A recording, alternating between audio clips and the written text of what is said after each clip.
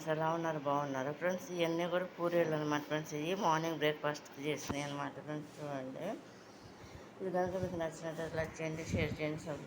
ఏంటంటే గోధుమ పిండితో నానబెట్టేసి దాంట్లో కొంచెం సాల్ట్, కొంచెం ఆయిల్ కూడా, అంటే మంచి నూనె కూడా వేసామన్నమాట ఫ్రెండ్స్. వేసి వాటర్తో దాన్ని కలిపేసి ఒక అరగంట పైన నానబెట్టేసాం అనమాట ఫ్రెండ్స్. ఇది నానబెట్టేసిన తర్వాత సరిపడా ఆయిల్లో వేసి దీన్ని ఫ్రై చేసేస్తాం అన్నమాట పూరీలకి.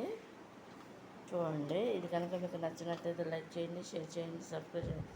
ఇదేంటంటే కర్రీకి ఏముండానంటే ఫ్రెండ్స్, నేను పెద్ద శనగలు ఉంటాయి చూడండి ఫ్రెండ్స్, అది బొంబాయి శనగ, పెద్ద సైజు శనగలు, వాటిని నానబెట్టేసి దాంట్లో ఒక బంగాళదుంప కూడా ఉడకబెట్టి వాటితో పాటు కట్ చేసి ఆనియన్స్ 2 వేసి 2 పచ్చిమిరకాయలు కూడా వేసేసి దాన్ని సరిపడా వాటర్ వేసి గ్రేవీ టైప్లో కర్రీ వండాను అన్నమాట ఫ్రెండ్స్. ఇది చూడండి, ఇది కనుక మీకు నచ్చినట్లయితే లైక్ చేయండి, షేర్ చేయండి, సబ్స్క్రైబ్ చేయండి ఫ్రెండ్స్.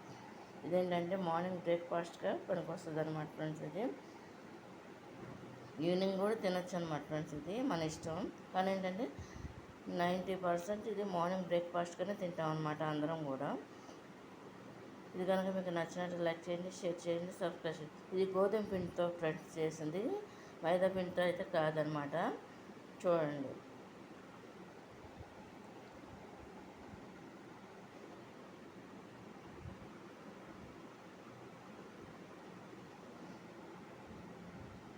ఫ్రెండ్స్ మధ్య మధ్యలో నేను వాయిస్ లేకోకుండా వీడియోస్ అప్లోడ్ చేస్తూ ఉంటాను ఫ్రెండ్స్. అంటే ఓ 10 లోపు ఉంటాయేమో ఫ్రెండ్స్. నేను రీసెంట్గా కూడా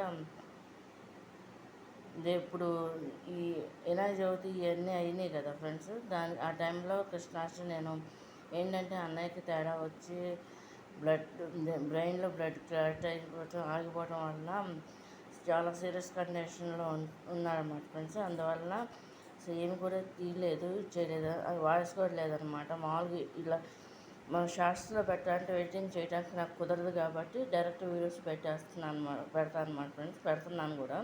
ఇది కనుక మీకు నచ్చినట్టు లైక్ చేయండి, షేర్ చేయండి, సబ్స్క్రైబ్ చేయండి ఫ్రెండ్స్. బాయ్.